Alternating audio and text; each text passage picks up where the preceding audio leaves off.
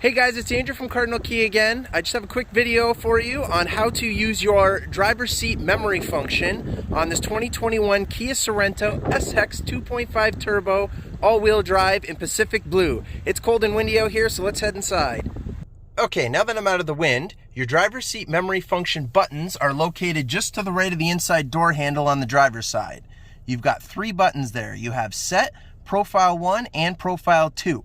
Once you have your seat positioned exactly where you want it, which does include your 4-way lumbar support, under the front leg support, and your side mirrors, you would hit the Set button.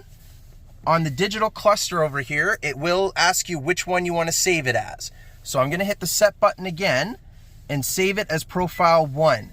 It's now going to confirm with me for the settings of the seat and the mirror are now saved in that profile number. So now if your seat gets moved in any way, shape, or form, you can go ahead and choose the profile number that you want, and it will apply it for you to exactly where you prefer to have your seat and your mirrors set. Now it's a little snowy. Thanks for watching, guys.